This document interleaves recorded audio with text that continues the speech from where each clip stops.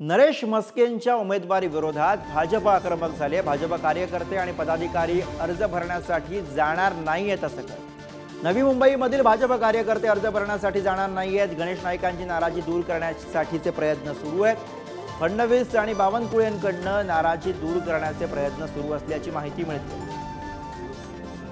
तर ठाण्यामध्ये नरेश म्हस्के यांना उमेदवारी जाहीर झाल्यानंतर हे नाराजी नाट्य महायुतीमधनं घडताना आपल्याला बघायला मिळते।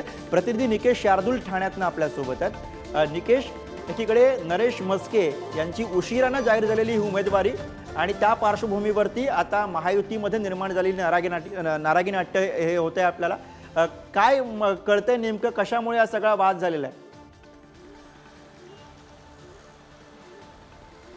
नक्कीच आम्ही जर आपण पाहिलं तर आज महायुतीचे ठाणे लोकसभा उमेदवार नरेश म्हस्के हे आपला उमेदवारी अर्ज दाखल करणार आहेत। मात्र त्यापूर्वी जर कालची जर घटना पाहिली तर नवी मुंबई असेल, मीरा भाईंदर असेल आणि ठाण्यातल्या भाजपच्या पदाधिकाऱ्यांनी आपल्या पदाचा जो आहे तो राजीनामा दिलेला आहे। त्याचं मूळ कारण म्हणजे ज्या वेळेला लोकसभा निवडणुका लागल्या त्यावेळेला भाजप या ठाणे लोकसभेवरती पहिल्यापासून दावा करत होता, तर शिवसेनेकडनं देखील या जागेसाठी आग्रहाची मागणी होती। त्यामुळे कुठेतरी संजीव नाईक जे एकमेव उमेदवार भाजपकडनं चर्चेत होते ते कुठेतरी कामाला लागले होते आणि त्यांनी त्यांचा प्रचार देखील जो आहे तो जोरदार करायला सुरुवात केली होती। मात्र अचानकपणे नरेश म्हस्के यांना उमेदवारी दिल्याच्या नंतर भाजप पक्ष जो आहे तो ठाणे असेल, नवी मुंबई असेल आणि मीरा भाईंदर असेल यातील कार्यकर्ते पदाधिकारी जे आहेत मोठ्या संख्येने नाराज झालेले आहेत। आणि काल त्यांनी मुंबईतलं जे प्रदेश कार्यालय आहे चंद्रशेखर बावनकुळे यांच्याकडे आपले राजीनामे जे आहेत ते सोपवलेले आहेत। गणेश नाईक असेल, संजीव नाईक असेल, नाईक पूर्ण फॅमिली जी आहे नवी मुंबईतली ही संपूर्णपणे नाराज आहे आणि